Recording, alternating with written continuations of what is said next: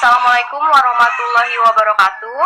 Selamat siang kepada Bapak Robi Karisma, SPDI MPD, dan teman-teman mahasiswa atau mahasiswi manajemen kelas 01 SMJ P042 Universitas Pamulang. Kami dari kelompok 5 ingin mempresentasikan sebuah topik yaitu diksi atau pilihan kata, mata kuliah Bahasa Indonesia. Sebelumnya, perkenalkan nama saya Deanovi Putri Maharani sebagai moderator, dan saya ditemani oleh dua teman saya, Ajis Maulana dan Reza Marpenda. Mari kita mulai dari pembahasan pertama, yaitu pengertian diksi atau pilihan kata. Diksi adalah pilihan kata di dalam tulisan yang digunakan untuk memberikan makna sesuai dengan keinginan penulis. Diksi atau pilihan kata juga mencakup pengertian kata-kata yang mana harus dipakai untuk mencapai suatu gagasan, membentuk pengelompokan kata-kata yang tepat, atau menggunakan ungkapan-ungkapan dan gaya yang mana paling baik digunakan dalam kalimat sehingga dapat dimengerti maksud dari kalimat tersebut.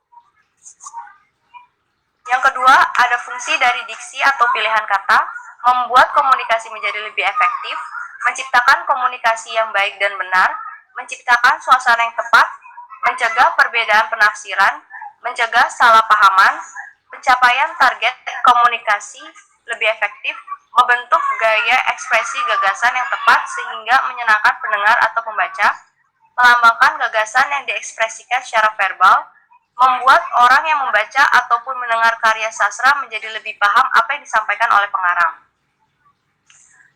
Lalu ada ciri-ciri diksi atau pilihan kata, tepat dalam pemilihan kata untuk dapat mengungkapkan gagasan atau hal-hal yang diamanatkan.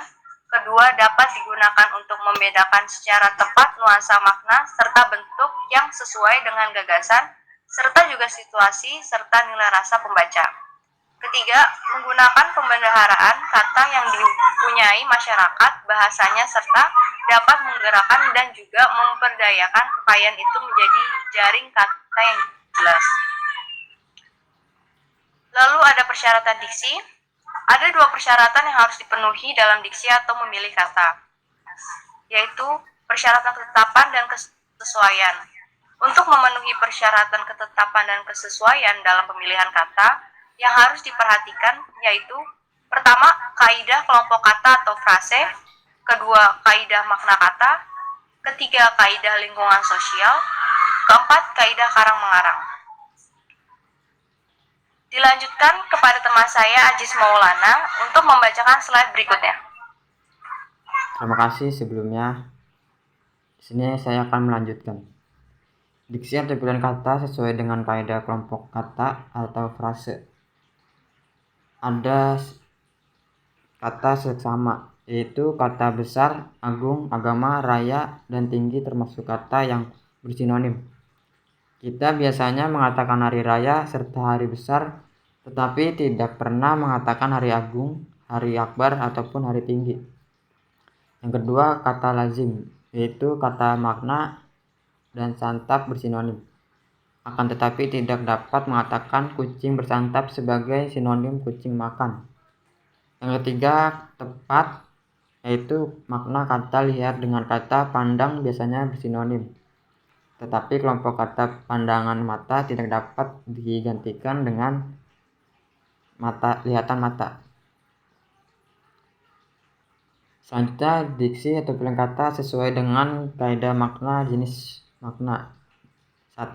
Makna gramatika, yaitu kalimat yang makna katanya berubah-ubah karena mengalami proses pengimbuhan, pengulangan, ataupun pemajukan yang disesuaikan menurut tata bahasa serta terikat dengan konteks pemakaiannya. Yang kedua, makna leksikal, yaitu kalimat yang makna kata yang sebenarnya bersifat tetap dan tidak terikat dengan konteks kalimatnya.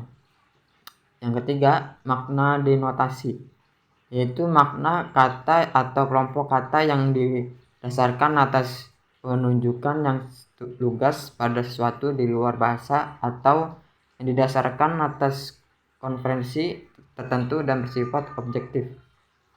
Yang keempat, makna konotasi, yaitu kata yang mempunyai makna lain di baliknya atau sesuatu makna yang berkaitan dengan sebuah kata.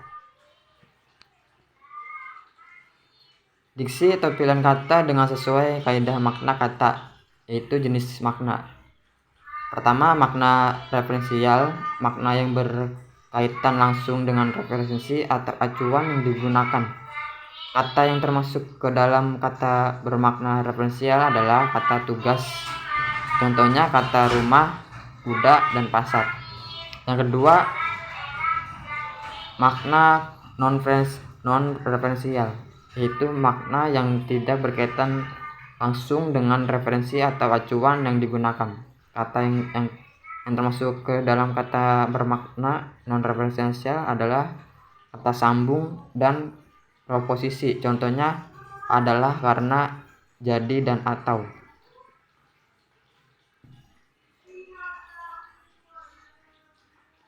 Diksi atau pilihan kata sesuai dengan makna kata perubahan makna.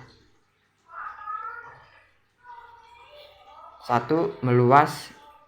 Cakupan makna sekarang lebih luas daripada yang sebelumnya. Misalnya, berlayar dulu mengarungi laut dengan memakai kapal layar. Sekarang mengarungi lautan dengan apa saja. Kedua, menyempit. Cuplikan makna sekarang lebih sempit daripada makna dahulu. Misalnya, madrasah dulu sekolah, sekarang sekolah yang mempelajari ilmu agama Islam.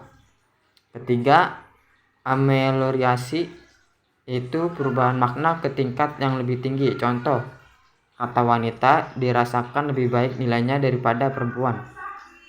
Yang keempat, peyorasi, yaitu perubahan makna ke tingkat yang lebih rendah. Contohnya, kata perempuan sekarang dirasakan lebih rendah artinya. Diksi atau pilihan kata sesuai dengan kaidah makna kata, yaitu pergeseran makna. 1. Asosiasi, yaitu pergeseran makna yang terjadi karena adanya persamaan sifat. Contohnya, 1. Jaka menyikat giginya sampai bersih. Yang kedua, pencuri itu menyikat habis barang-barang berharga di rumah itu. Yang kedua, sinestesia, perubahan makna akibat adanya pertukaran tanggapan antara dua indera yang berbeda. Contohnya, 1. Makanan itu rasanya pedas sekali. Dan yang kedua, kata-katanya sangat pedas didengar.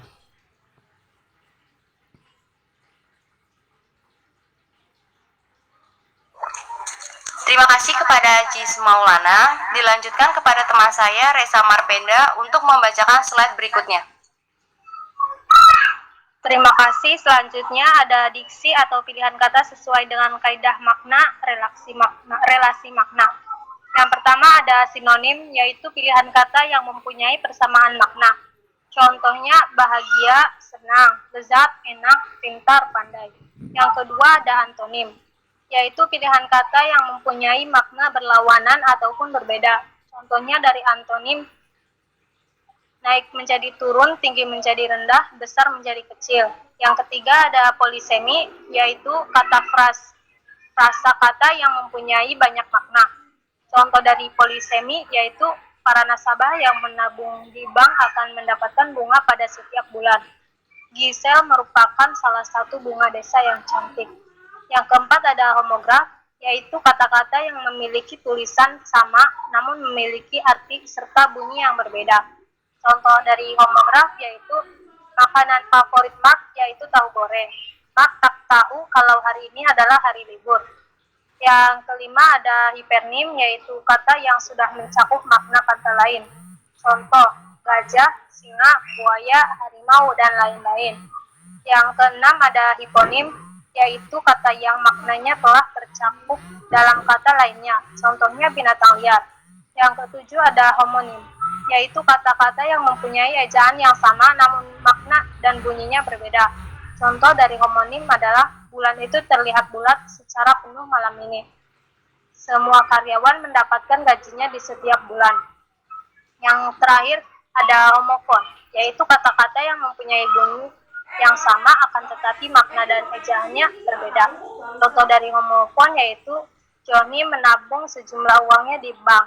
Bang Johnny bekerja di perusahaan entertainment. Selanjutnya ada diksi atau pilihan kata sesuai dengan kaidah lingkungan sosial kata. Tingkat sosial yang mengakibatkan terjadinya sosiolek.